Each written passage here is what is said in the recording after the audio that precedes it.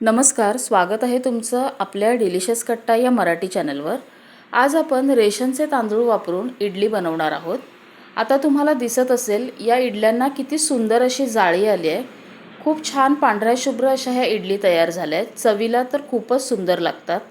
आता ही इडली जर तुम्ही जवळून बघितलात तर अगदी छान अशी फुगली आहे, अजिबात अशी कडक नाही झाली आहे आणि तोडून बघितलं तर आतूनही खूप छान स्पंजी अशी झाली आहे, अगदी मऊ लुसलुशीत अशी इडली तयार झाली आहे। तर अशा इडल्या तुम्हीही नक्की करून बघा। तर चला ही इडली कशी करायची ते आता बघूया। इडली करण्यासाठी इथे मी 4 कप रेशनचे तांदूळ घेतलेत। आता मी या कपने सगळं प्रमाण मोजून घेतले। तुम्ही कुठल्याही एका तुमच्या वाटीने मोजून घ्या। तुम्ही कोणताही तांदूळ घ्या, फक्त तो जुना हवा, त्याचा भात चिकट नाही झाला पाहिजे। मी रेशनचे तांदूळ घेतलेत। 1 कप आपण उडदाची डाळ घेतली आहे। त्याच्यात आपल्याला अर्धा कप साबुदाणे घालायचे। साबुदाण्याने इडली फार छान पांढरी शुभ्र होते। अर्धा कप पोहे घालायचे आणि 2 चमचे मेथीचे दाणे घालायचे। आता तांदूळ आहेत ते आपल्याला 3 ते 4 वेळा धुवायचे आणि डाळ फक्त 2 वेळा आपण धुवून घेऊया। आता डाळ आणि तांदूळ मी व्यवस्थित धुवून घेतलेत। तांदूळ मी 4 वेळा धुतलेत कारण त्याचं काळं पाणी असतं ते सगळं काढून टाकले आणि डाळ 2 वेळा धुवून घेतले। आता हे 5 ते 6 तास भिजवून घेऊया। आता इथे डाळ तांदूळ भिजवून 6 तास झालेत। आता तांदळाच्या वरचं पाणी काढून फेकून द्यायचं आणि डाळीचं पाणी आपल्याला वाटताना वापरायचं आहे। तर काय करायचं, हे एका भांड्यात काढून घेऊया। हे डाळीचं पाणी वापरून आपण डाळ तांदूळ वाटणार आहोत। याने आपलं पीठ फर्मेंट व्हायला खूप छान मदत होते। त्यामुळे हे पाणी घ्यायचं आणि काय करायचं, हे पाणी गरम करून वापरायचं, त्यानं आपलं पीठ खूप छान आंबतं। आता हे पाणी मी व्यवस्थित गरम करून घेते। इथे मी एक मिक्सरचं भांडं घेतलंय। आता याच्यात डाळीचं अगोदर मिश्रण घालूया आणि याच्याबरोबरच आपल्याला तांदूळ देखील वाटायचे आहे। दोन्ही मिक्स करून वाटायचं म्हणजे खूप छान असं बारीक वाटलं जातं। आता तांदूळ घालूया आणि जे आपण पाणी डाळीचं गरम करून घेतलंय ते घालून याला असं बारीक एकदम वाटून घेऊया। हे बघा, मी इथे छान बारीक असं हे वाटून घेतलंय। थोडं पाणी घालून याला एकदम बारीक वाटलंय। आता राहिलेलं डाळ तांदूळ देखील मी असंच वाटून घेते। आता इथे मी सगळे डाळ तांदूळ वाटून घेतलेत। आता मी याच्यामध्ये चवीपुरतं मीठ घालणार आहे। मीठ आत्ताच घालून घ्यायचं आणि उद्या जेव्हा आपण करणार तेव्हा एकदा मीठ चेक करायचं, कमी जास्त असेल त्याप्रमाणे घालून घ्यायचं।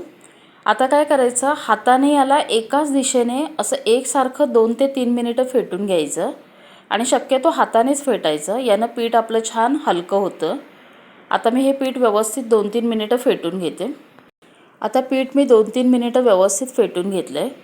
आता याच्यावर एक झाकण ठेवायचं आणि याला उबदार ठिकाणी मी आता रात्रभर ठेवून देणार आहे।